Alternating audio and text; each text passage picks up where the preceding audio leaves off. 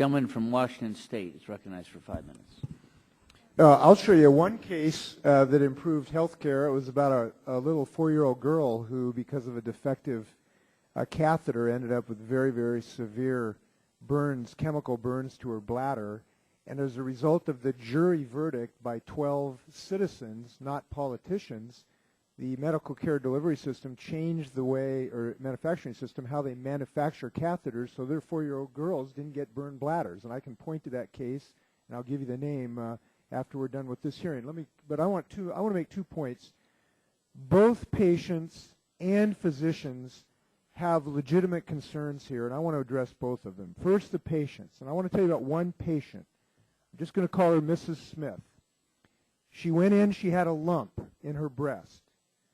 Doctor prescribed a biopsy. They did the biopsy. Come back, they told her she had a malignancy. She had a double radical mastectomy. She then developed an obstruction as a result of that surgery of her bowel and ended up having about 2/3 to 3/4 of her bowels removed. She then developed a blood clot as a result of that surgery, developed gangrene in her leg, and they had to remove her leg, I believe, above the knee. And after her double radical mastectomy and the removal of most of her bowel and one of her legs, a doctor had to walk into her room and explain to her that there'd been a mistake in the pathology report. She actually had a benign situation, and she didn't require any of those surgeries.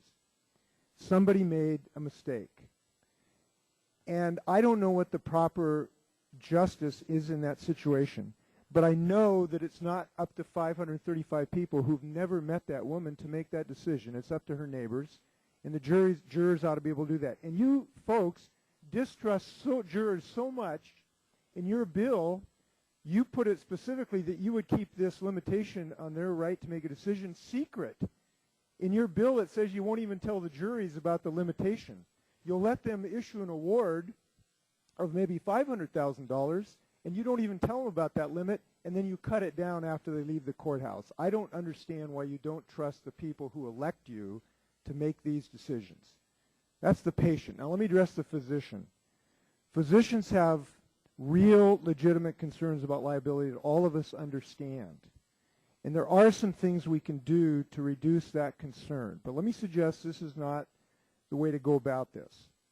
What I believe we owe physicians is more predictability and certainty about their standards of care. We need to have standards of care that they can point to saying, I followed the standard of care. And those standards of care need to be based on medical evidence. And in our health care bill that we passed, we have a variety of tools to help the industry develop more evidence-based standards of care. So when a kid comes into an ER room and they've had a bump on the head, and there's a question whether or not they get a CT scan, those doctors have a standard of care to point to based on evidence that they can say, I followed the standard of care, and I'm not liable if something goes wrong in an unpredictable way. Our health care reform bill in many, many ways are going to help the medical community move to those accountable care organizations with legitimate standard of care. And I think it's going to help the profession a lot.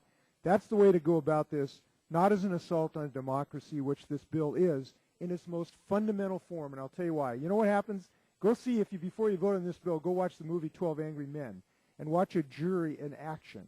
They don't have lobbyists in the jury room. They don't have 30-second attack ads. They have the most pure form of democracy known to man, which are 12 randomly selected citizens, and we ought to respect that and not attack it like this bill does. I'll yield to anybody who wants to have some time. Will the gentleman yield? If to anybody, you guys fight it out, whoever wants to. I just ask one question. Yes, I would like that study, but with that, there is no doubt. I mean, we're not arguing the quality and the importance of juries in our system. That's critically important. It's helped make our nation great.